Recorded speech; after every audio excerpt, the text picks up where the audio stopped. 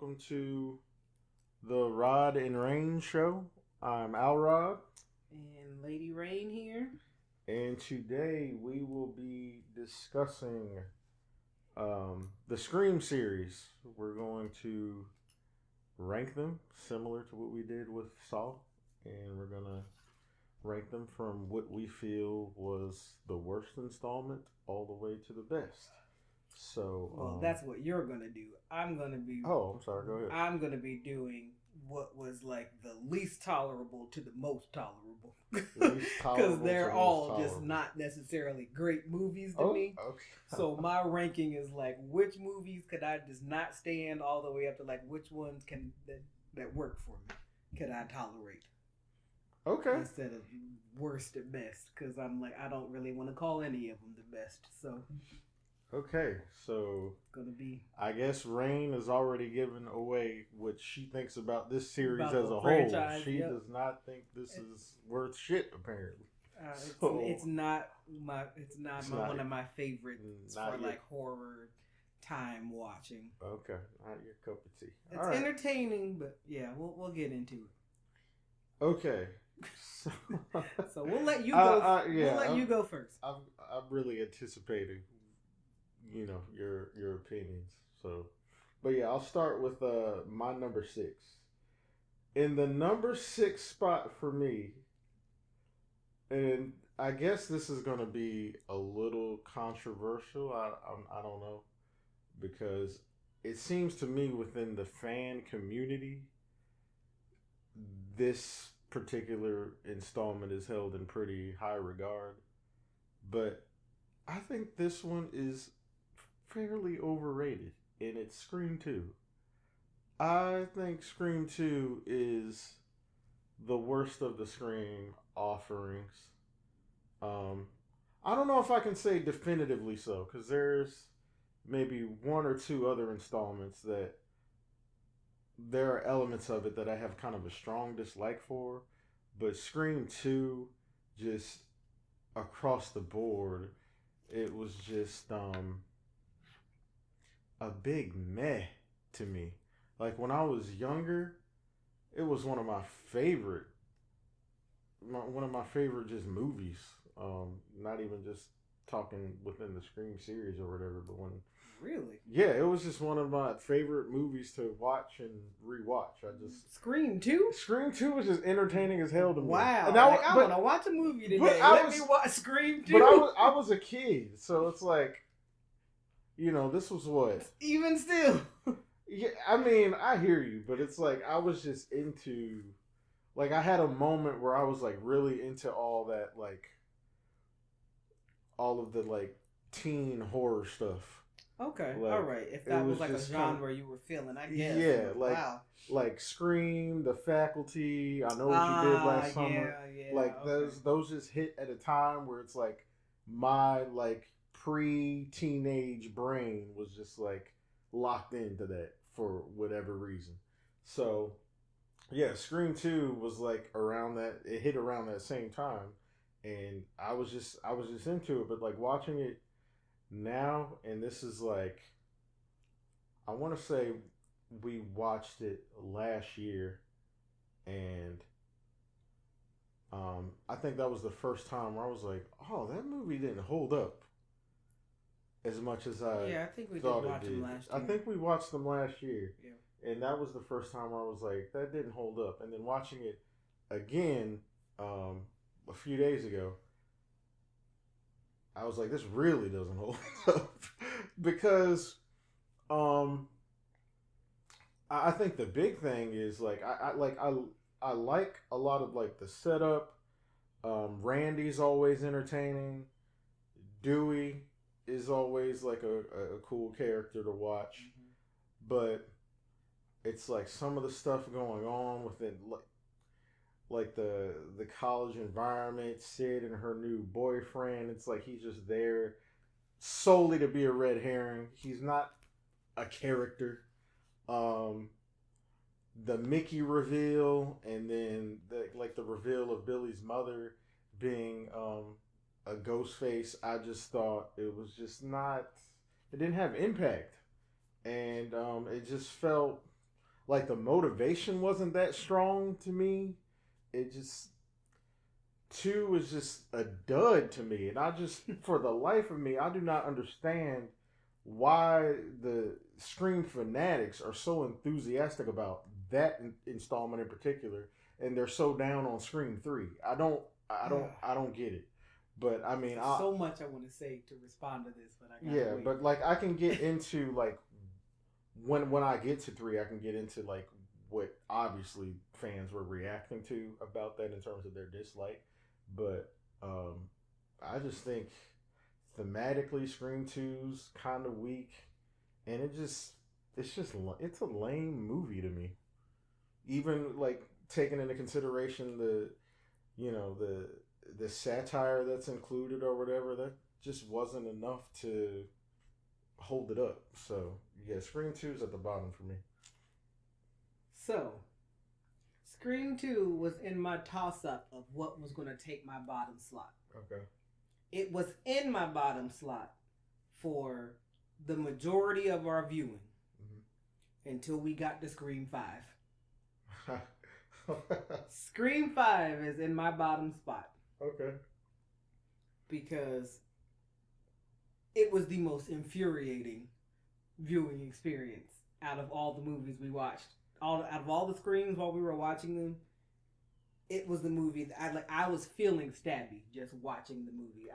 I was just angry. Yeah, I recall while we were watching it, you were clearly like triggered by it. I was just, but it was pissing me off. You didn't go into detail about specifically what was triggering you, so yes. Now's your chance. Now please. Is my chance.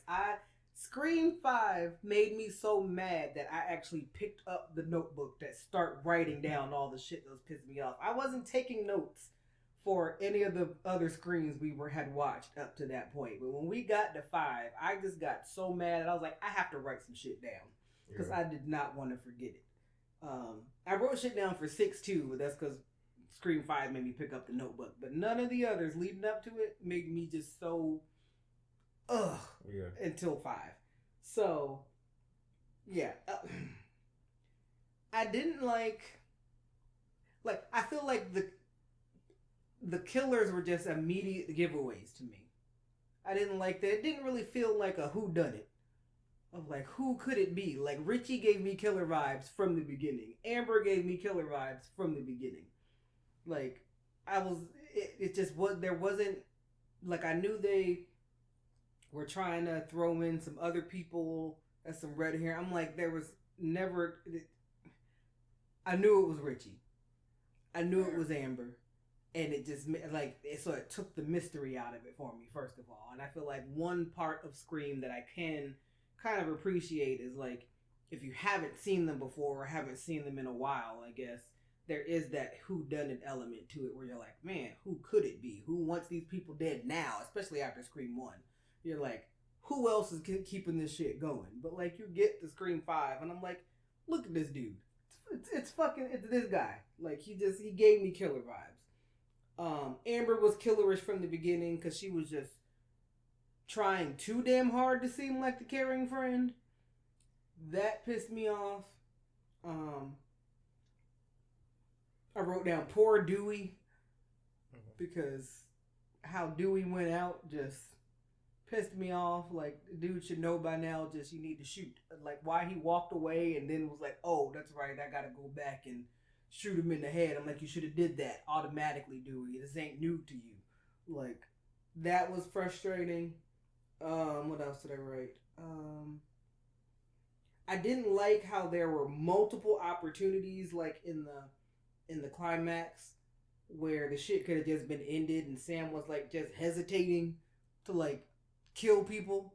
Like, like when they were in the house, and I'm like, what the fuck is she hesitating for? You're giving them opportunities to like get control back. Like, just fucking shoot them or stab them or whatever weapon she had. Because I just wrote down, I was like, why is Sam hesitating? Like, it was like pissing me off. I didn't like that the motive felt like a just kind of duplicate of Scream 4, where it was like, we're celebrity chasing, we want the status, we want the what. I'm like, we just had that in 4. With Richie and Amber, they were like, we're gonna go down in history as the as Ghostface 2, and I'm just like, we've already had that. I'll react to this when I get to whenever I get to Scream 5 But it felt redundant online. to me. Yeah, that wasn't really it though. That wasn't their primary motivation. Okay, well I'll let you respond to that.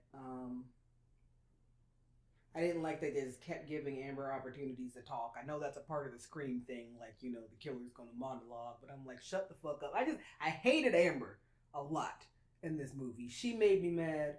You're supposed to. I know, but I didn't hate anybody as much as I hated her in this whole series. I think the hospital itself pissed me off in this fucking movie. Like, nobody works in the hospital, and it was just so unbelievable. Like, how access to them in this hospital was. Mm-hmm. That pissed me off. I didn't like that, and I wrote it down for 2 movies here. I didn't like how they threw in the character trait of Tara having asthma, and it didn't really have shit to do with shit. Other than, like, in 5, like, I've got to get my inhaler from Amber before we skip town. But it's like, it's not like she had an asthma attack somewhere. She wasn't hindered. Like, she could have got to the next town and got a new inhaler. Like, she wasn't dying. Mm-hmm. And I feel like they gave her this illness, and it's supposed to be a weakness, but it did not play into anything plot-wise other than getting her back to the house. And there could have been another way to get her back to that house. Yeah. So that pissed me off. Yeah. So that's what I wrote down. Like, when I put it on my list, I wrote down asthma. I was just like, what was the whole point of giving her asthma if it was not going to be like a plot point that was going to have us on edge? Yeah. I wrote it down for 5 and 6 because they just give you a scene of her puffing her inhaler, and I'm like, she's not even like actively attacking. She's just standing there. Like, what does she need to puff for? And then it's not ever an issue for her. Mm-hmm. Like, oh my gosh, my lungs are closing and I can't function and save us without my inhaler. That was never the thing. Yeah. And so I just felt like that was just a dumb trait to give her. I wrote down that I hated Chad's girlfriend. I think that's just because I didn't like her face. She pissed. I didn't like the character of Chad's girlfriend, and she didn't even really need to be there. This movie just made me stabby. Like, there was a bunch of elements that made me mad. To me, I thought the plot felt redundant enough, similar enough to 4, that I'm like, the motive was dumb. I didn't like that. I knew that Richie and Amber were the killers from the beginning, but I also just didn't like that those were who the killers ended up being, if that makes sense. I don't know who I would have preferred the killers to have been, but like having Richie be the killer, I was just like, like I didn't like that choice, because I just felt like Sam, to have only known him for like 6 months, knowing her history, like, I don't know, I guess she hadn't been attacked yet by a Ghostface, so she was out there just trusting folks. But I just felt like it was an unbelievable relationship, I guess, for her to have not seen it herself sooner at that. So yeah, no, I just thought it was a poor storyline. It was not an enjoyable watch. It was, the satire couldn't save it. Like, there wasn't anything in that one that could save it for me. And then they killed Dewey on top of it, so that pissed me off. Dewey was like my favorite. Yeah, I love Dewey. Yeah. So that's why it's at the bottom. It made me angriest. Scream 5 made me angriest, so that's why it had to go on the bottom. Okay. Yeah, I'll have to kind of counter some of that, or attempt to. You can. And when I get to that particular one. Yeah. But my number 5 is Scream 6. I kind of go back and forth a lot, but mainly, like, the thing with Scream 6 is that I think the way they stage some of the deaths are really cool. I think some of the Ghostface kills in this are just uh, I don't know.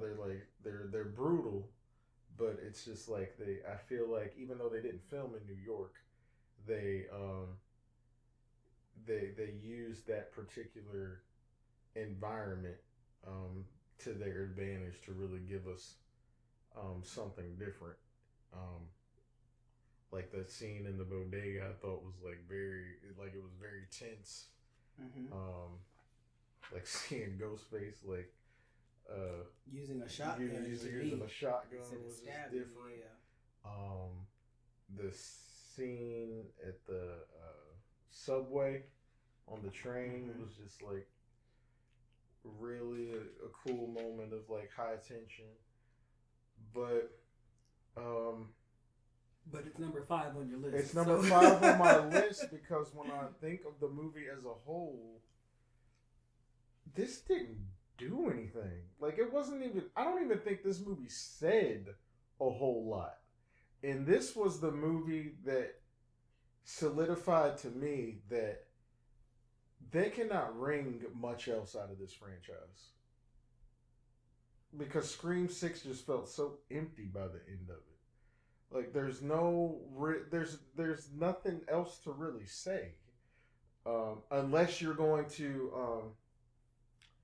like I know a big thing is that they they call attention to a lot of the tropes that goes on within like the horror genre or whatever. And in Scream, at the end of Scream 6, like when they have the Ghostface reveal and they do the monologue or whatever, and then it's like that's the moment where the themes are like further illuminated or whatever, and then like when they're talking and just kind of giving their spiel, I'm like, y'all really kind of force that. It's like when she says, you know how easy it was to just turn people against you or whatever, yes. And I'm like, we didn't really see. I don't know. I felt like that just didn't have the same weight as anything else, like in the series, leading up to that. It didn't have the same pop. It's like whereas like when I feel like when other reveals happen, it just kind of I don't know. I feel like that's where the themes really come out, and a lot of things start to resonate. Whereas like here, it was basic revenge, and that was it. Like really, the primary motivation was revenge, and I think on some level, a good at least half of the Ghostface killers seem to have that as a big motivating factor, but there was always like a little something else there that made more of a grand statement, and I felt like this was so cheap, and it was Scream 6 to me that really solidified this is a series with literally nothing else to say. Yeah. I don't even know unless you really. I feel like at this point, Scream has to be more self-deprecating instead of just kind of generally poking fun at the genre. Right. Like it needs to look at certain things that they are doing that is now kind of hacky. Right. And they're not doing that. And it's like you're so scathing in your satire and your critique of other things, but it's like there are certain things you're doing that I feel like you're not addressing because I don't know, I feel like you're afraid to be too hard hitting on yourself because you don't want to call yourself out. But there's some cheap shit that they're doing, even within 5 when I get to it, like that I want to address that they just completely glossed over. And I'm interested to see where 5 is on your list. Yeah, it's just I feel like they kind of for Scream to kind of have more to say, they have to stop punking out and really poke fun at itself. And they're not doing that. they're kind of just keeping They're still keeping it on the genre. They're keeping it so generalized, Yeah. and I don't think that's not courageous to me. Right. Like there's nothing interesting in that. So Scream 6 is my number 5, and it's really because it really had nothing to say, and it pretended it did when it didn't. So in listening to you, so my bottom 3 could have all been like just in slot 6 to me. Like I had a very hard time actually ranking these because I knew what I wanted for number 1. I kind of knew what I wanted for number 2, but then everything else could have been number 6 to me. So I feel like everything else is tied for the bottom. So I'm like, I'll tell you what's my number 5, but there are a lot of points about my number 4 that could also have made it my number 5. Like it could be lower, but I'm like, I had to pick something. Yeah, cool. So my number 5 is Scream 2. Okay. Because I already had something in slot 6, because it was in my slot 6 until we got to, like I said, Scream 5. So I've got Scream 2 down in the 5th spot for a lot of the same reasons that you said. Like I actually put down in my little just one-line note to remind me why I put it there. I just put throwaway movie. Like, as in feeling like it was just a throwaway. Scream 2? Yes. Okay. Like it just felt like a throwaway story to me. Where I'm like, I didn't care that it was Loomis's mom and that she recruited Mickey. I totally like agree. I was just like, what is this? Like yeah, I didn't care about the setting. I didn't care about most of the people who died.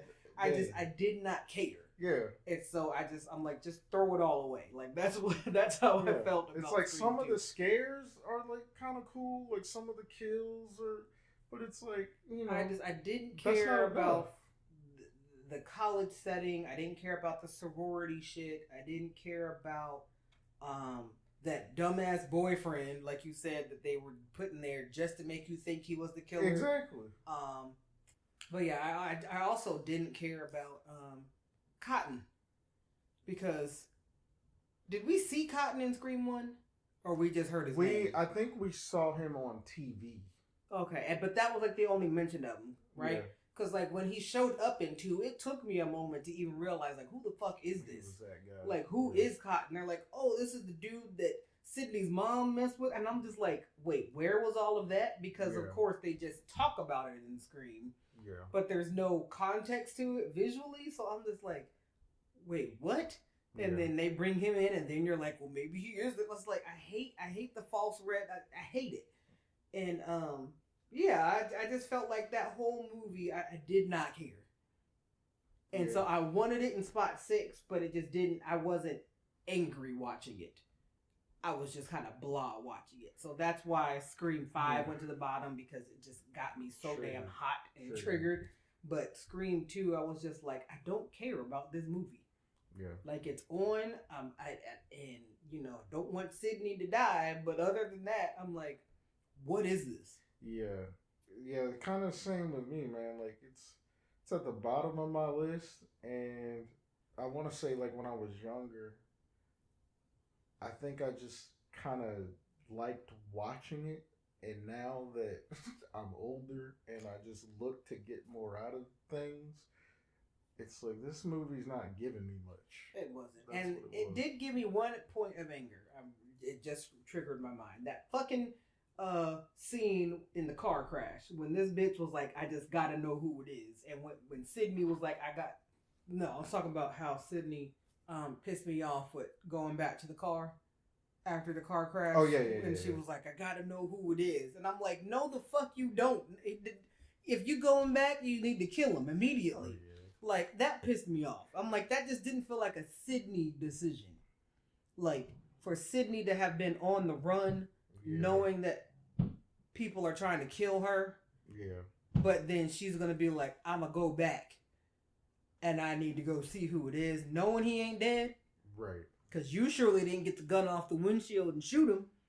Right. But you going to go back after having to, like, risk climbing over him, risk your friend climbing over him. Y'all both got out safely, but then your ass want to go back? Yeah. Like that was not a Sydney authentic decision. Yeah, that was weird decision making for sure. Like for her, for her, she's supposed to be like level headed and like have logic in this because she wants to fucking stay alive. And her thought is, I gotta know. I just gotta know. They could have easily found some other way to separate them again, if that's because that's only what that was there for, was to get them separated so Ghostface can come out and kill Elise Neal. Exactly. It's like they could have found any other way to do that without making Sydney just stupid for 5 seconds. Exactly. Yeah. I was just like, if anything, like I guess make the roommate be the one to do it or something. I don't know, but that just didn't feel like some shit that Sydney would do. Yeah. No, but then she make the roommate do it. Everybody gonna be like, "You black, don't do this." What are you doing? This is also true, so I don't know. But it didn't make sense.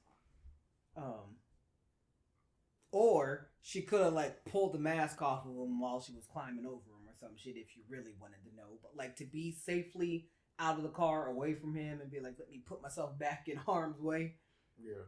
Knowing that this nigga wants me dead. Yeah. Dumb. But yeah, no. So I didn't care about the movie overall. I didn't care about who the killers were. I will say though, I think a big part of like what got me when I was younger too, and I still like it now, is Scream 2's opening is really good to me. I really love the opening. Like I'm trying to remember the opening. The theater, Jada Pinkett. Oh yeah. That opening is like right away. See, that opening feels so unrealistic though. Well, of course. I mean, it's a Scream movie, but it's like, but I don't know. It's just it caught my attention right away. It did. So it did. Yeah. Yeah, I guess. I mean, if you got to think about the openings of all of the Screams, I would say that's probably my favorite. Yeah, it's a really good one. I think the first one kind of edges it out though, just because of how unexpected it was. But Scream 2's is like, just visually, it just was really arresting. Like it got me immediately. Like, oh shit, let me watch the rest of this. I like remember my like first reaction seeing that, because Scream 2 was actually it was not my first Scream movie. I saw Scream 1 before that, because I saw Scream 1 when I was like 9. Which is crazy. I can't remember when I had seen Screams. I know I've seen the first Scream, like probably teenage years. I don't know that I saw any of the other Screams until I met you. I may have seen some of Scream 2. Yeah. But that's it. I had never seen Scream 3, never seen when was 4? 4 was like, because 5 was 2010. It was okay, yeah. So I hadn't seen 3 or 4, and then the other ones came out since we've been together, so we watched those together. Yeah. But yeah, no, I had seen Scream 1, but I want to say I was like a teen. Yeah, Scream 3, me and my friend Kenneth saw on base when I want to say I was like 7th grade, 6th or 7th grade. Yeah. Yeah. Because that came out in 2000, and we went to see that one. So yeah, I saw pretty much the first 3 as they were released. Yeah, I just never had a interest in, I guess, just the dude in a Ghostface mask, and I just was never. It didn't grab me to be like, oh, I'm gonna go see what that's about. Like, horror was my shit around that time. Like, I just had to see every horror movie, and if it just had teenagers in it, I was I was there. So, all right, well, that's different. So that was my number Scream 5. 2's your number 5. Yeah. So you had a 5 and then 2. Okay, so I'm at my number 4. Yeah.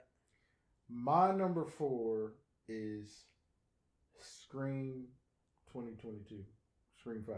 Scream 5, yeah.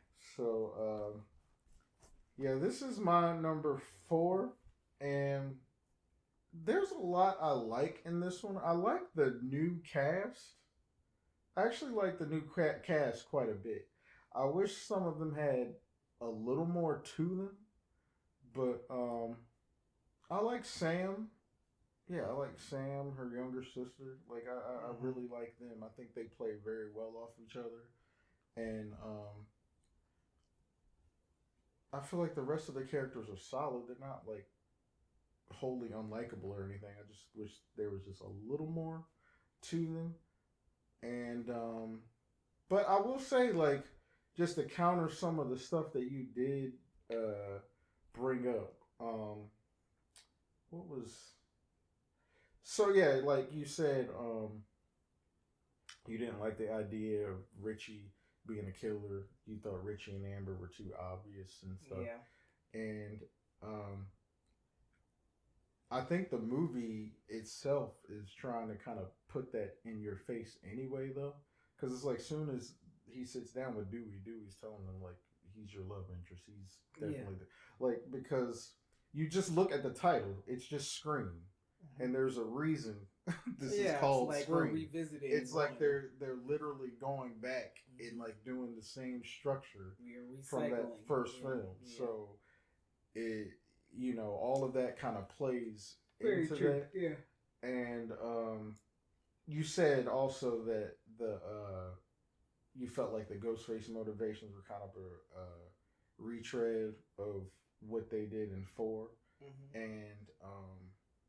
I don't think it was primarily because Amber and Richie were huge fans of the Stab franchise, Right. and True. their main motivation, like this Scream 5 was mainly a commentary on toxic fandom, Right. and like the basement dwelling nerds who feel like they just have ownership Of the franchise. of these franchises, and it's their whole identity is wrapped up in like their love for the franchise. And Richie and Amber were pissed at the direction the franchise was going, and they were trying to make their own installment. Yeah, they were trying to use.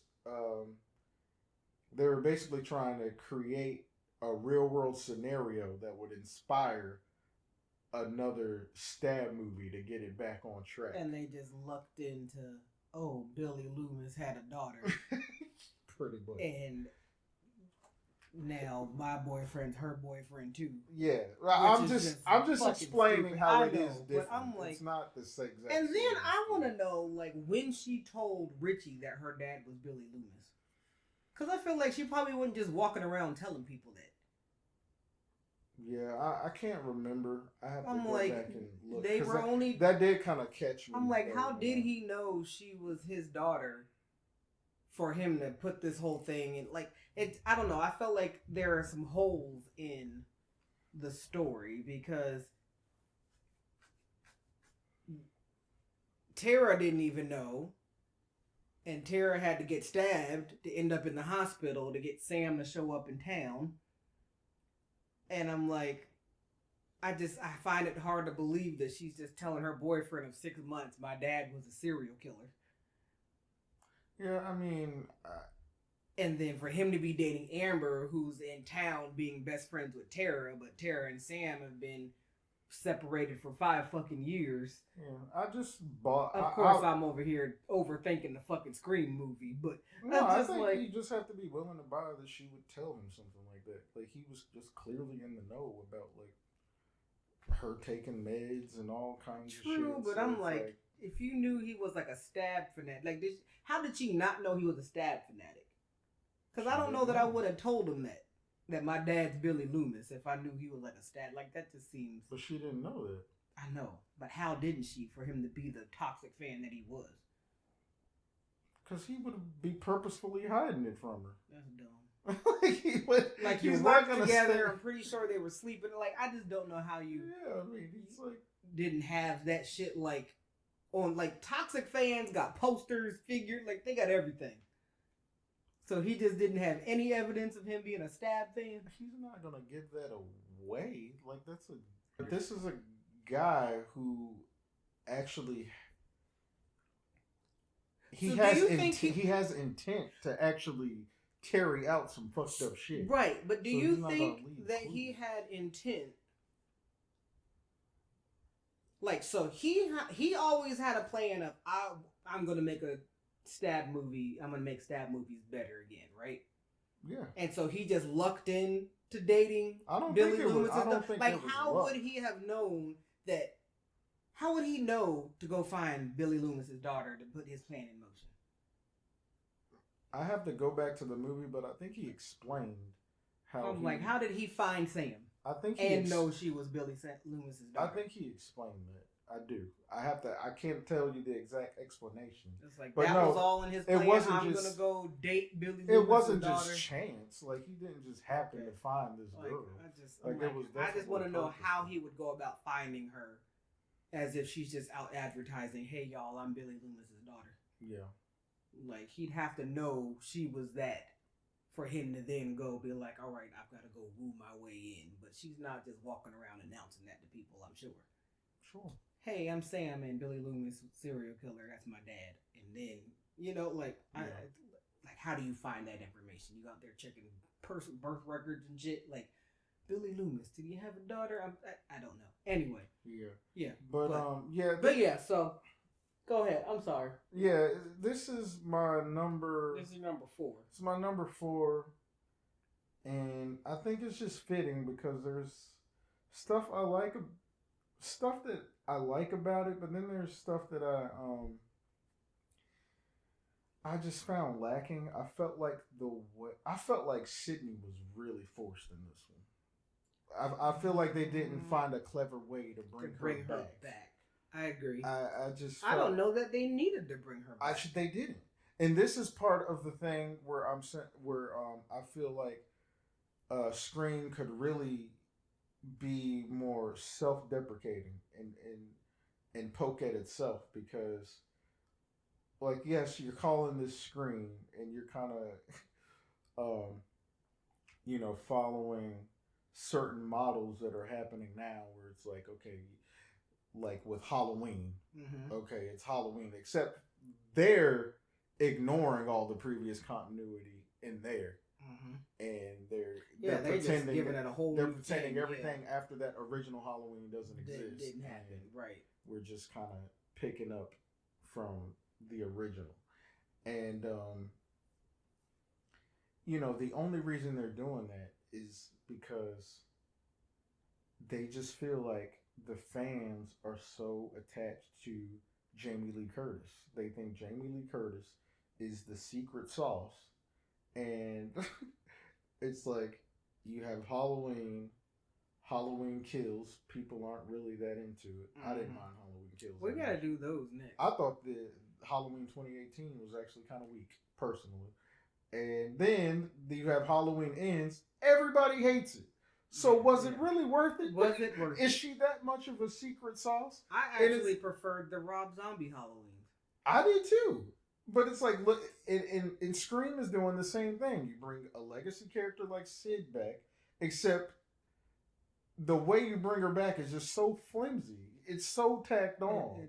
Just to have her name. And it's like, I don't mind Sydney. Like, if you can find a way to bring her in and it actually means and something, you're putting her to use, fine. Right. But it's like y'all you just grabbed her and said, "Hey, she's." Hey, I heard what was going on. Let me come. For what? You have a whole family somewhere else. Like, what? Yeah. But it's just, I don't know. I just thought that was just. I'm not a cop. I'm not a.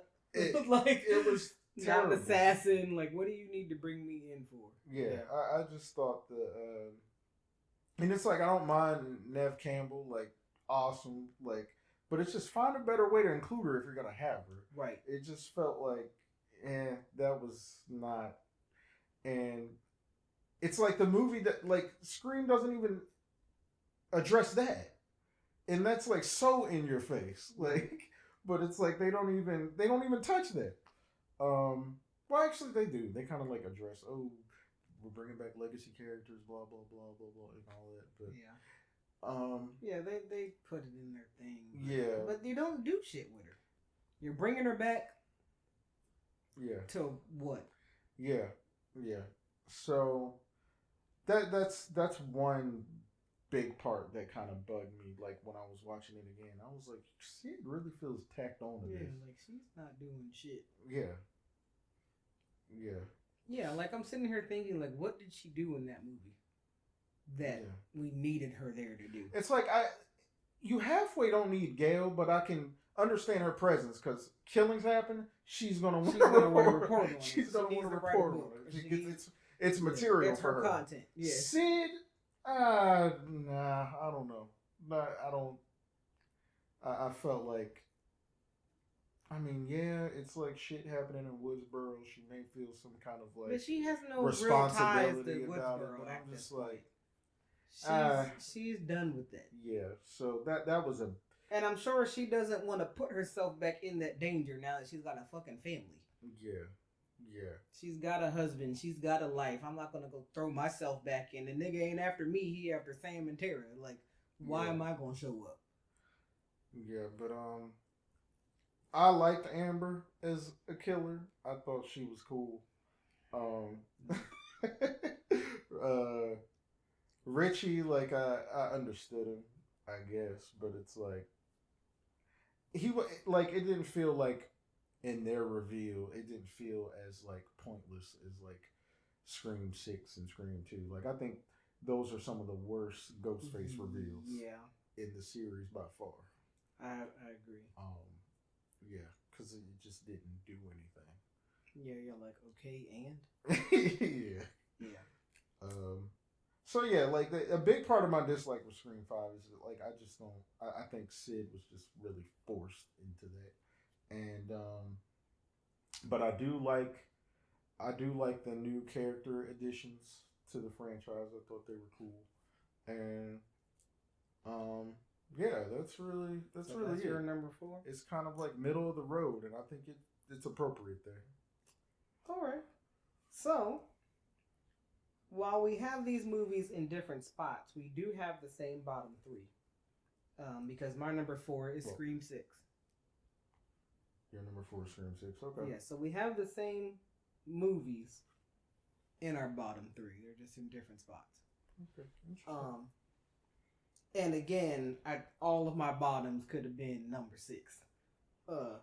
Ranked as number 6, but I just had to put them somewhere. Yeah. So Scream 6 is number 4, but that's not saying so much that it's so much above like Scream 5 and Scream 2 to me. It just it had to go somewhere. So I wrote down. Now, yes, I'm surprised it's not lower. I got a whole page for Scream 6. I didn't like the opening on this one with the chick on the date, the film teacher. I liked that. You didn't like that? I did not. Because I'm like, who the fuck is she? Like, I don't care. I didn't care. I fucked with that. I thought that was so cool. I didn't like it. I thought that was cool as hell. I didn't like how... Okay, this is supposed to be, what, about 6 months after Scream 5, they said? I thought it was a year. Was it a year? That's what I thought. Am I tripping? I thought it was either way, that's still not a long enough time after, almost being murdered by Ghostface. Sure. I didn't like how in that amount of time, Tara is already just so damn careless about her fucking life, where she's like, just let me go. Just let me make bad decisions. Just let me, like, she just didn't care about her well-being at all. Like at the house party and shit. And she just let herself get that drunk, and she was gonna let all that and then she had the nerve to get mad at Sam for coming in to save her in the moment. And I'm like, I don't even know why she would have went. Like, I wouldn't have been that comfortable going to a house party yet after I almost got killed at one a year ago. And like and her circle, because the twins were there too, and I'm like, why are y'all here? And it's Halloween time. I see what you're saying, and I can't necessarily say you're wrong or anything, but I feel like people can cope with traumatic situations in a number of ways, and some people, they kind of just go inward and isolate themselves, and then some people just kind of just escape in ways where they I would believe that for Tara. I'd give it to Tara because she's younger. Yeah. And sometimes you want to... It's like you just lose yourself. Yeah, like you want to act like the shit didn't happen. Yeah. I give it to Tara. The other part of that So it was like twofold. The other part of that is I also didn't like how all of a sudden Sam is in a relationship with the hot guy from across the street. And I'm like, your last boyfriend was literally a fucking murderer a year ago. And you're already That's a good point. like so comfortable to be having this relationship and trusting another love interest, and you just were almost killed a year ago. And Sam is like the older, like she's already overly protective of Tara, but she's not overly protective of herself. To where she's like, I don't need to be in a relationship with anybody because I can't trust men right now. The last one I trusted tried to fucking kill me because I'm the daughter of a serial killer. Like, yeah, it's so that felt out of character for me. That the hot guy across the street is actually her secret boyfriend. Yeah, I'm like, one, to have a secret boyfriend that your people don't even know about, so that if he does end up being a killer, nobody would fucking know. Because you're not leaving breadcrumbs for nobody. And then two, being willing to be in a relationship so close to almost being killed. I didn't like that. It's like she has no sense of self-preservation. Right, but you've got terror preservation. Yeah, so I didn't like that for her. What else did I write? That was just a statement, reminding myself who the killers were. I'll get back to that. I wrote down, where are the people? Because I felt like everywhere they went in fucking New York, there was just nobody. I was like, how are you in New York City? And there was like nobody around when the apartment murders were going down. There was like nobody on the streets when they were like out by the bodega barely, other than the people who were in the bodega.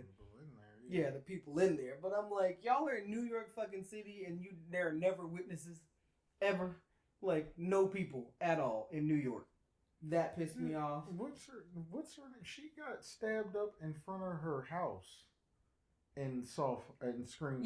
Yes. I didn't. What I'm saying. Yeah, I didn't write it, but that was Woodsboro. I mean, this. And it's. I I mentioned it when we watched it too. I'm kind of used to that, but yeah. But I'm like, fucking New York. This is ridiculous. I wrote down fucking convenient ass ladder. Like the nigga had a whole 20-foot fucking ladder in his like 5th floor apartment in New York. Crazy. That was just hilarious. What are you using that for? Police were pointless because you always hear the sirens after shit then went down. Oh man, that was I'm sure New York has a bunch of police officers and there's never one around the corner. So, yeah, they're all dead. Exactly. Every time, like, we made it, we escaped. I'm like, where the fuck were you?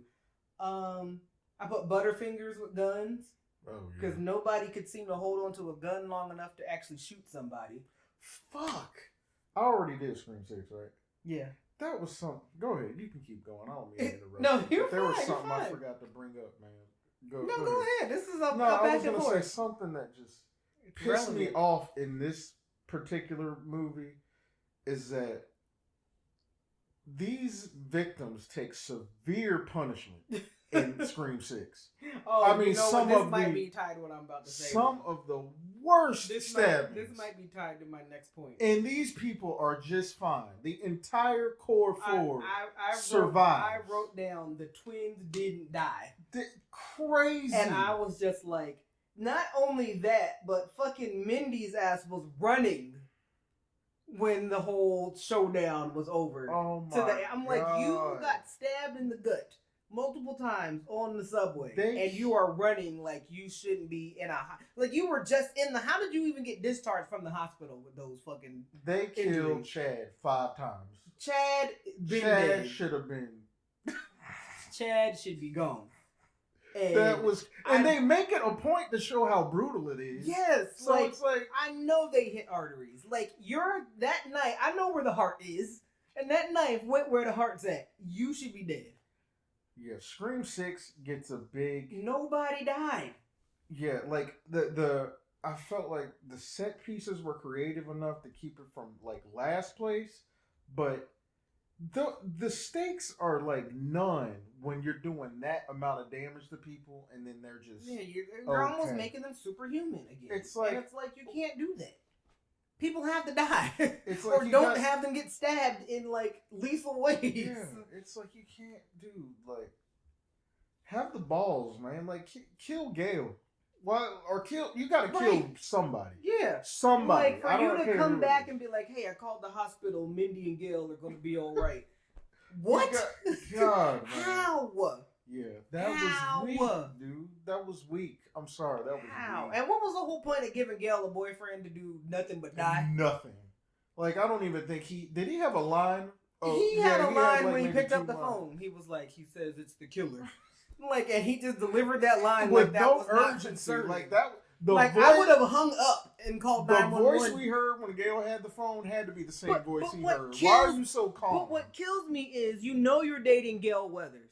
Yeah. She wrote the fucking all stabs these books based on real shit. Based on real shit. And someone calls and says it's the killer, and your first thought is to give her the fucking phone? Yeah.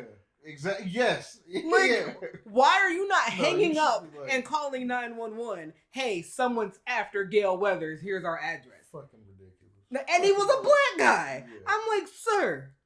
He said it's the killer, and your first thought was like, hey, boo, phone. He said it's the killer. What? Want to talk to him? Want to talk to him? I know you've been chased multiple times and wrote books about it, had movies made about it, but the killer's on the phone. You want to have lunch. Like, I'm sitting here like, that was how you got to Gail? Because she had a dumbass boyfriend? Like, there wasn't another way to, like, get Gail stabbed again? Yeah, that shit was ridiculous. Yeah. Then I wrote down, the twins didn't die. Again, I was mad about the asthma shit because you have Tara taking her inhaler while they're in the Shrine Theater.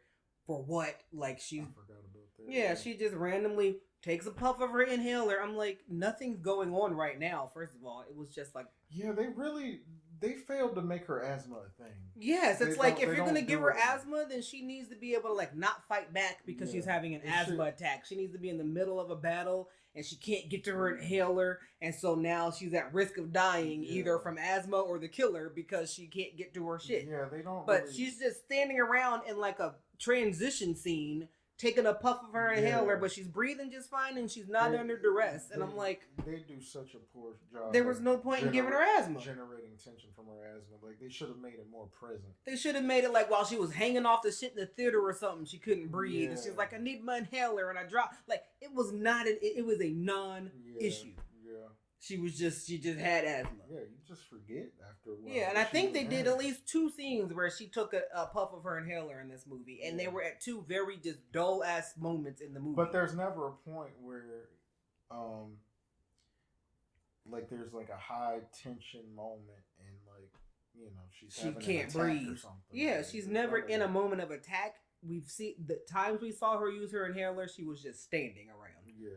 She's like one at the house and I think one in the theater when y'all were waiting for her to set up. But she was not running, out of breath, in danger, nothing. And so I just did not like how they gave her that's supposed to be a weakness, and it did not play. Yeah, it barely feels like part of her character. Like, so they just want to remind you of it. Like, that's right. Yeah, it's like you forget she has asthma until she took a puff, and I'm like, oh yeah, she's got asthma. I wonder if that does nothing with it. I'm like, if you're gonna show her needing her inhaler, let her have a reason to need her fucking inhaler.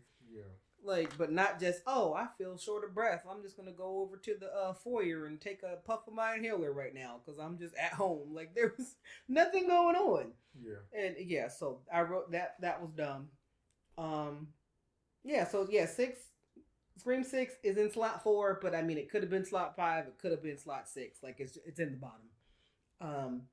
Because there was too much story wise that I didn't care about the killers. We're avenging our Richie. Like, what? Dude, who gives a fuck about Richie? And then Woodsboro is in California. Yeah. But Richie had this shrine in New York. Because this is supposed to be in New York, right? Scream 6? Yeah. So all of Richie's, like, stab shrine is just in this abandoned theater in New York this whole time, or did his dad bring it all there? His dad had it put there because he put it in the names of those two guys. So he brought it from California. Yeah. Okay, because I'm like, how the fuck was he maintaining this shrine if he was out in fucking California? Yeah, he had it all put there. Gotcha. Okay, that doesn't help the movie and ranking at all. But I didn't care about the killers. I hated Quinn. Yeah, hated Quinn. Ethan was just Ethan. I was like, oh, whoop-de fucking do. Like, yeah, it's like the parody has become self parody at this Yes. point because it's like they're revealed and then all of a sudden they're just wacky as shit. Yes. Where the Yeah, ones that we're maniacs, and it's like and we're all related to Richie, and there's this and you forced took him ass for us, connection that and is you're just. gonna. He wanted to It finish the should have been movie, something and then else. It should have. Oh, it was I just. dumb. It was terrible. It was dumb. It was the most forced it's ever been. I felt Yeah. like the Richie connection just did not feel plausible. Yeah. It was just so much. And they looked like they were from 3 different damn families. Like they didn't even look related. I'm like, and I hate to say it because I like Kirby, but they forced her into Kirby. this.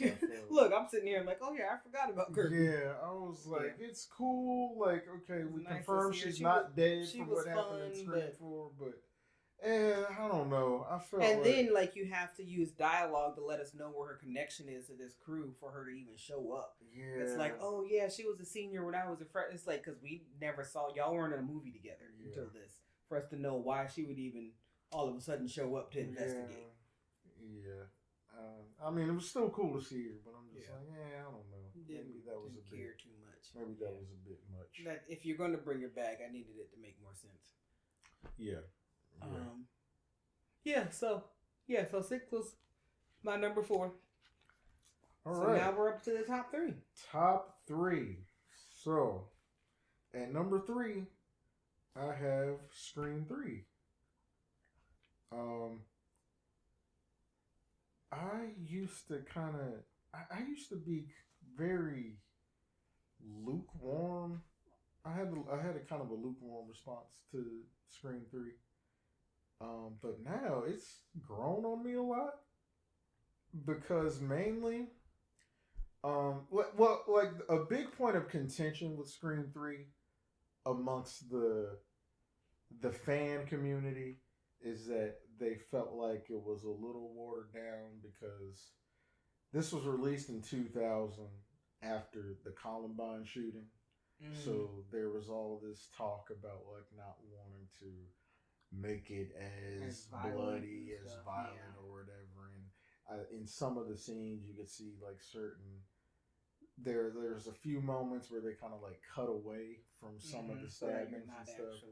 And watching it, it's like, for people that enjoyed that in the previous 2 movies, I mean, I could see how they, I guess, were a little let down by that element of it. But I think from a story standpoint, I like Scream 3 a lot just for the added context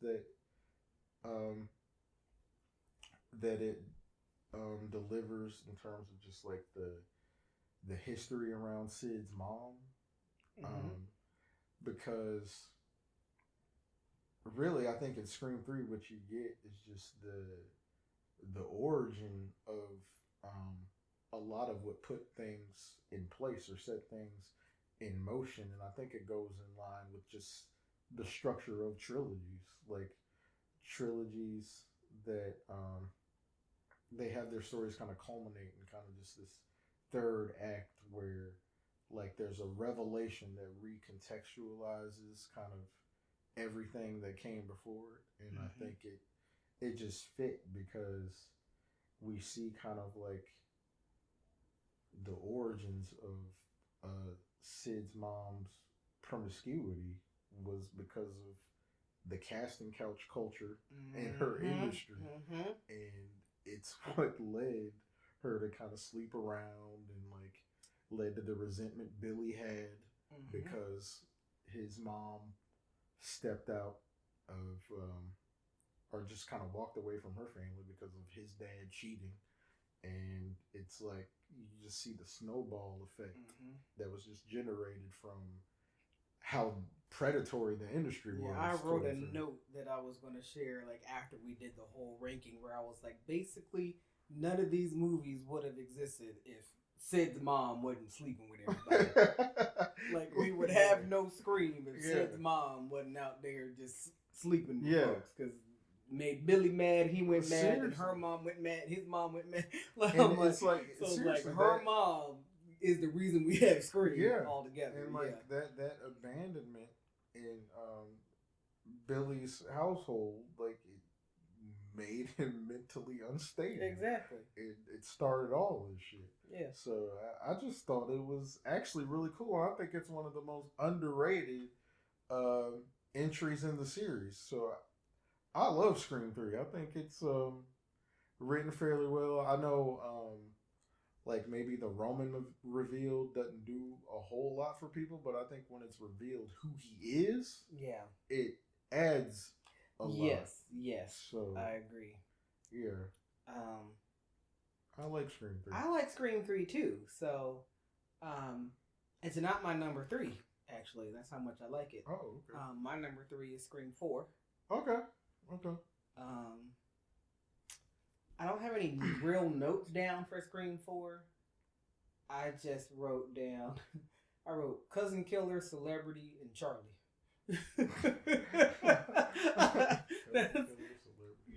That's what I got. I mean, I don't have anything specific about it. I just know why the other 2 are my top 2. And I know why the other 3 were my bottom 3. So that's why Scream 4 had to go in slot 3. It was a well done movie. I didn't mind who the killers were. It came across a little unbelievable about how they were able to accomplish some of the killings, but I feel like that's just an element of Scream you accept. But I thought it was a better way to, keep Sid in the storyline. It wasn't like Scream 5 and a dumb way to bring her back, but like she decided to write her own book and was, saving Woodsboro for her tour and all of that. No, I really don't have anything specific about this one. I know my reasoning for the other ones, and I like how, it tried to bring in the motive of just like,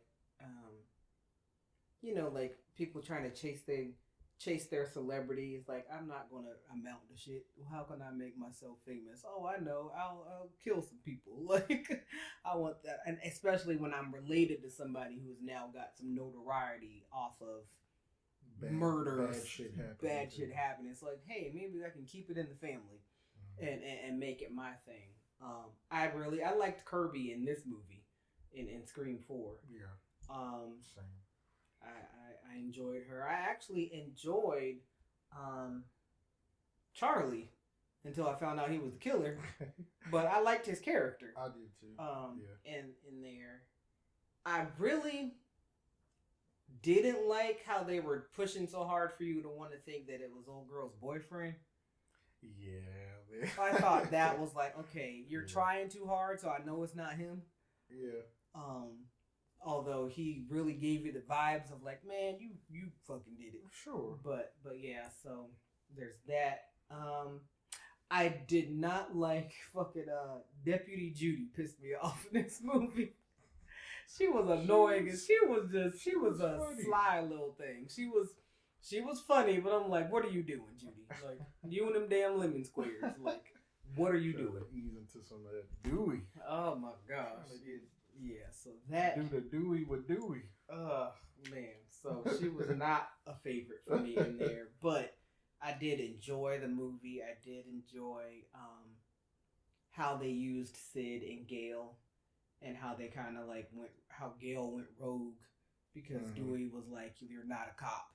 You can't help," and Gale's like, "This is what I fucking do." So I did like to see Gale kind of get reinvigorated by going rogue here, because she was kind of hitting like that block where she was trying to write and just didn't have the inspiration and motivation, and then this happens and you see her just kick right into gear. She's like, this is what drives me. So I did like those pieces of it. Trying to think, is this the one where Dewey got his ass kicked? Yes. Oh man, like Dewey is. Jill put the boots on there, man. Dewey is something else. I remember just looking like, come on, Dewey. Like, you can't be the goddamn sheriff and you getting your ass beat by a teenager. Come on, Dewey. I've been down before. Come on, Dewey. Yeah. Like, nope. Yeah, like, stay down, Dewey. He was not very helpful as sheriff in this movie. But I think it all went together well, and I did enjoy it. So I had to bring it to my top 3 at least. Okay, cool. So, my number 2 is Scream 4. Is that movie? Yeah, I put Scream 4 at number 2. It really could be. It could have been number 1. Really? It could have been, but they would have had to have done something that I don't think they would have had the balls to do. Which is? So, well, the reason I love Scream 4 a lot is I think Jill's motivation is one of the best motivations that a Ghostface had. Really? Yeah.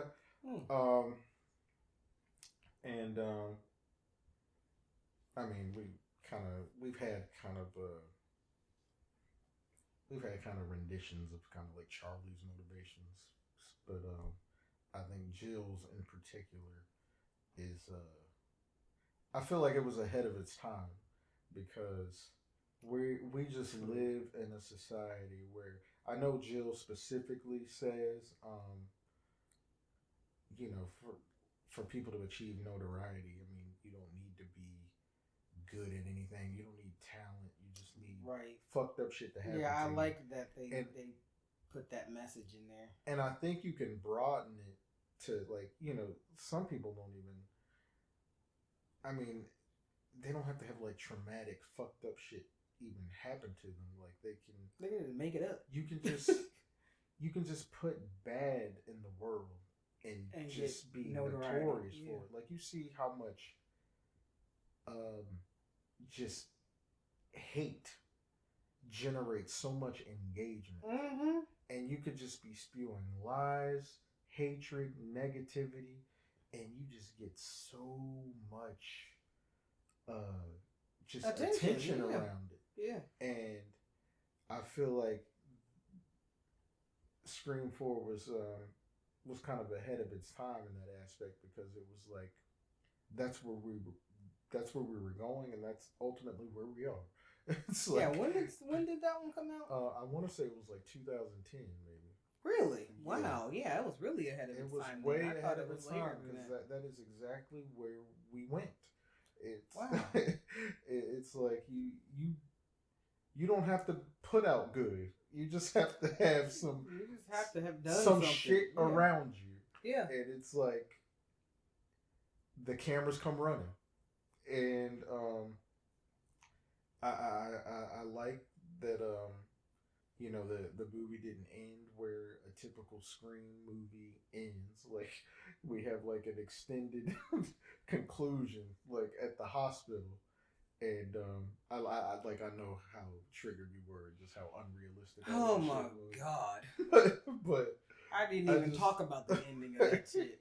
If I did, I probably would have bumped it down. I know, man. The shit at the hospital is like, in terms of realism, it's unforgivable. Like they do hospitals terribly in the Scream movies because nobody works in them. Oh my god, it's just so barren, like and unpopulated. Nobody ever needs medical care in Woodsboro, apparently. Yeah, apparently it's not active unless there's sunlight. Because like when it's dark, nobody's in the hallways. No security, no custodial staff, no nurses. If you needed a cup of water, couldn't nobody help you. But I will say, Scream 4 could have been number 1 if they let Jill get away with it. What? If she killed Sydney. I wish they would. I would have put that shit down at the bottom. It could have been number 1. If I would have put that shit at the bottom if they did that. Because then, like, you could have, like, did a 5 where we, like, already know a ghost face, and they could have just it could have went in a wilder direction, I feel like, following that. That would have pissed me off.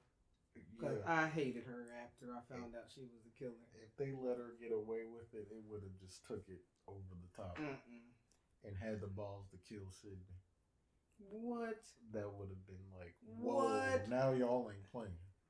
You know what I'm No, saying? they wouldn't do that. I know they wouldn't. Wow. But yeah, Scream 4 is my number 2 for That's all your number 2. those reasons. I feel like it's not that far below number 1 for me. It's probably my personal favorite Scream movie. Okay. All right. So, well, I'm thinking our lists are actually a little more similar than I was expecting. My number 2 is Scream 3. Number 2 is Scream 3. Okay. Yes. So again, we've swapped. Yeah. You had 4 at number 3. I had 4 at 3. Okay. And I've got 3 at 2. Okay. Yeah, and it's for a lot of the reasons you said, but it's up higher. I liked how this was the one that brought, like, how they brought Sid from out of hiding because she was, rightfully tucked away in her little own set up witness protection type life. Mm-hmm. And so I like that Hollywood is what brought her out of hiding and not Woodsboro per se. Yeah. I don't know that she would have came out if it was happening in Woodsboro. She would have been like, fuck that. I liked the opening of this one too with Cotton. Yeah, it was different. It was different. Mm. I like how I'm trying to think. I wasn't writing notes at these watches, so now I'm just got to go off of memory. I liked how they let Randy have a little moment in there. With the video. It felt organic too. Like it didn't feel very forced to me. Like it felt like something Randy would realistically. The part that felt forced to me is how they got the tape, because I'm like, they just let his sister on set to like bring them the tape. That part felt forced, but the tape itself and like him leaving it for them, yes, I was like that was a very Randy thing to do. Yeah. So I did like that they were able to kind of get some guidance from Randy from the beyond. Mm-hmm. I liked the scene in the house set. Yeah. With Sid and Ghostface. I like how she kind of had to like face that trigger of seeing, even though it was a set, like it was what she remembered of her trauma. Mm-hmm. And she had to walk into that I don't think she had to walk. It all started with finding a damn hairbrush in the bathroom, which that part pissed me off because I'm like, did you really have to go hunt her down to give her a fucking hairbrush? And then I'm like, and if you didn't hunt her down, then Ghostface wouldn't have, like, that just wouldn't have happened, I guess. Yeah. But I did like that it did happen for her to have to kind of be able to think past that and act fast, or Ghostface was going to get her ass. I liked Gail in this one, and I liked Mini Gail. Like that she had like a pet Gail in this one. So I thought that was kind of funny for Gail, because she kind of got a taste of like how she probably was for other people, as Gail Weathers trying to be in the mix and solving shit, and it's like she's trying to be you for a role, and so like, yes, this is what you're like for people, Gail. Like, so I thought that was, I did like that there was kind of like the twos of people where she was like, no, she doesn't mean like me, Gail, or not me. Who was the other character? Not like Sid, but like Sid, like I'm Gail, but not Gail. Like that shit. I'm like, I kind of liked that. I liked the reveal of Roman being the killer and how he was tied to the storyline. Yeah, I do like that he was the director of the movie. I do like that he was the director of the movie and her half brother. Mm-hmm.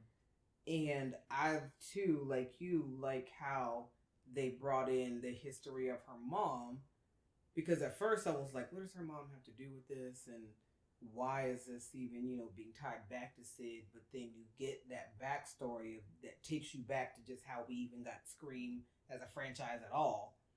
like you said, it started with her in Hollywood.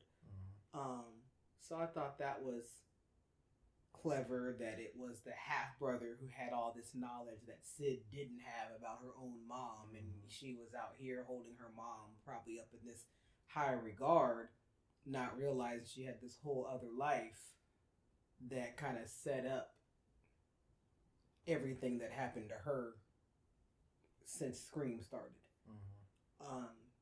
So I just thought that was just like a clever storyline to have. I thought that was, you know, a nice little element they had in there for something that's supposed to be just straight satire and whatever. So I just thought it was a well done movie. I liked that it was not in Woodsboro, but they still managed to give you some Woodsboro feel because of the set. But that it was like on a Hollywood set, so it felt almost like you were getting like this behind the scenes Scream movie, like, if that makes sense. So I liked that it was happening on a movie set, but it's a movie that's happening in a movie set, you know, like a movie within a movie type. Yeah, so it was a fun watch, and I liked it, so I had to put it at number 2 because it did make me angry. And I liked the story. The more I watch Scream 3, that's the one that keeps growing on me, man. Like, I just think it's... I like that she had like her happy ending. Yes, I do. I love the ending of Scream 3. Yeah. Like, I think it's like the perfect cap to Sid's story. Yes. Yeah. And I love that, like, later on we do learn that she did end up with the Mark guy. Took me a second to like figure out who it was. I was like, they said she's married to Mark. Well, how are we supposed to know who the fuck Mark is? And then I was like, oh yeah, that's right. So I mean, but you could see how that kind of, you know, they were stemmed from Scream 3. It didn't feel so just left field. But yeah, I love that she did get her happy ending and was on the track to some healing. Yeah, I love Scream 3, man. It grows on me more every year. All right, my number 1. That only leaves. Guess we got the same number 1. Scream. Man, there's not much I can say about this without sounding generic, honestly, because I remember when we had our Saw talk, I was saying I don't want to put 1 in the first spot just because it's the original. Right. And I feel like I didn't do that with Saw because I said the first Saw possessed something that the other ones just didn't have as much, which was just like the whole mystery box element of right. it. And we kind of, you know, the revelations are happening as Adam and Gordon are finding more clues. We're learning it. And you just didn't have that as much after that. So I felt like there was merit in like putting that in the number 1 slot for that reason. With Scream, I don't have that. It's like Scream was first. It did it first. It was fresh. The idea was just cool. I love that they were like, we're going satire with it. Yeah, and it was the first one to do it. It was the first one to do it, and it was just a cool ass concept. Yeah, and you know, they're making Scream without, you know, any blueprint for how to do that. Right. So it's like I have to hold the first Scream up for that, and they executed it, I think, very well. I think the Billy and Stu reveal is like really good, and I mean, both of them act suspect as hell throughout the whole movie, but it's still like when the reveal happens. Billy, I'm just like. Yeah, you that dude. Come on now. When that damn cell phone fell on the floor, I'm like, Sid, push him out the damn window. Like, come on now. It's like clearly like he's in on it. Stu, you could have been like whatever. He was just like, goofy. You know, you could have just played it up as like just him being Stu. But they were great first Ghostface killers. I agree. There, especially like Stu, And it with was his believable manic that they could, get that they could have been the killers, like the way the killings took place. Yeah. You're not sitting here like, man, how the fuck did the two of them like execute this plan? Yeah, Like exactly. it was believable that they could have done that all the things that they did. Yeah, yeah. Because some of the shit, like in 4, I'm like, how the fuck did Jill do some of that shit as a killer? Man, the one that's most egregious to me is 5. Like Amber lifting up Dewey. Yes. Come on, bro. Yes. Like no fucking way. Her little ass. Exactly. Like lifting him up. Like what weights have you been lifting? Stop. Yeah, that was just that shit. Because that was clearly supposed to be her. Because we saw Richie. Richie was with them on the elevator. That's the worst one to me. I forgot about that. Yeah, never mind. That's the worst one for me. Like, there's no fucking way. There's no way. Yeah. Yeah, like what? It doesn't matter how much adrenaline is running through you. Yeah. Like, nah. Yeah, no. It was not believable. Or at least if you're gonna have her kill Dewey, like don't have her pick him up. Kind of strength. Yeah, she can just stab him, twist the knife, shoot him something. But yeah, picking him up.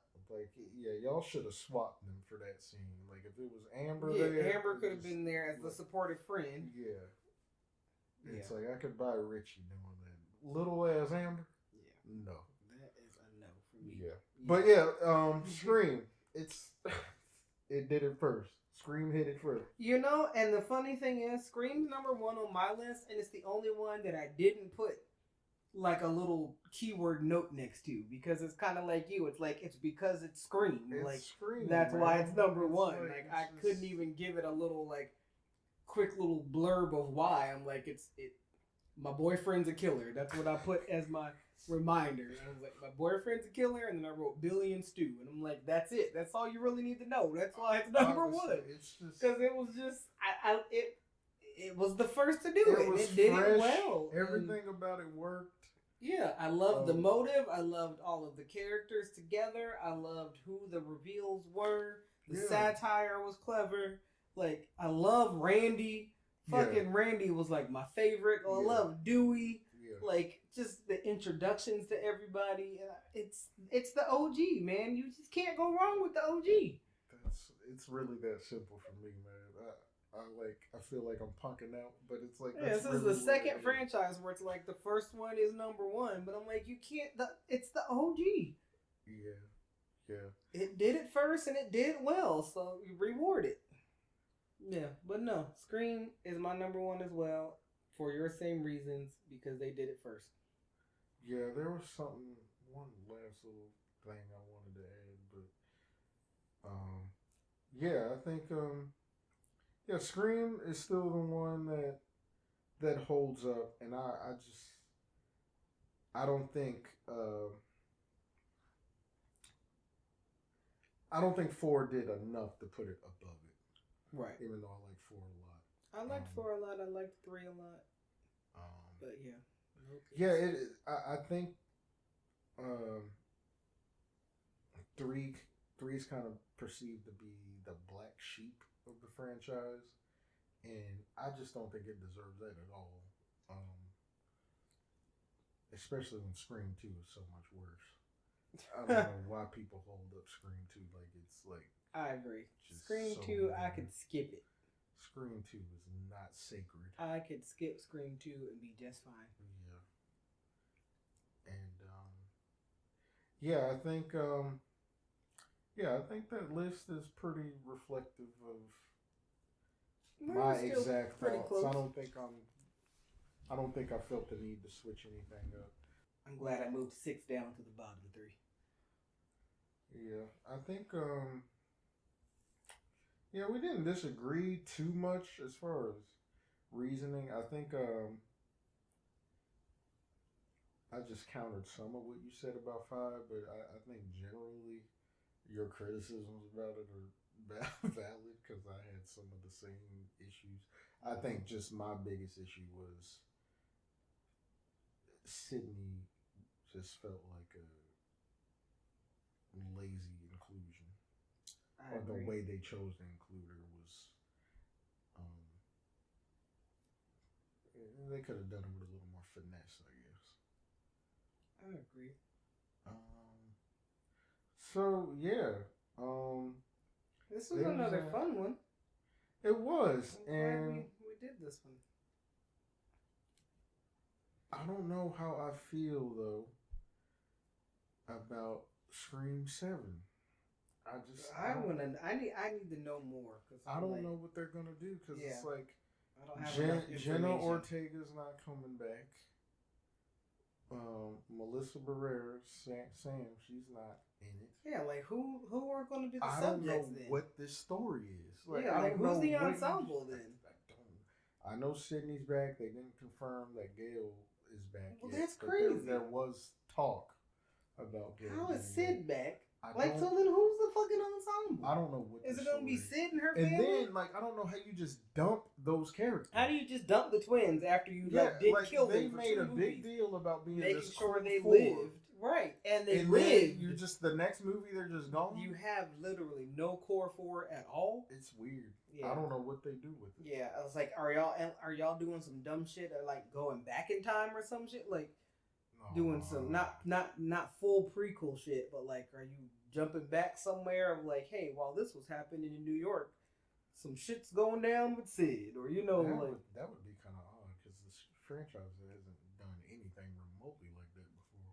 Like, that would be kind of weird. Well, while this was happening, Huh. Sid was also being watched or some shit. I've never thought about that, but that is a possibility. That's like some parallel timeline. That's probably the one way they could do it without pissing people off.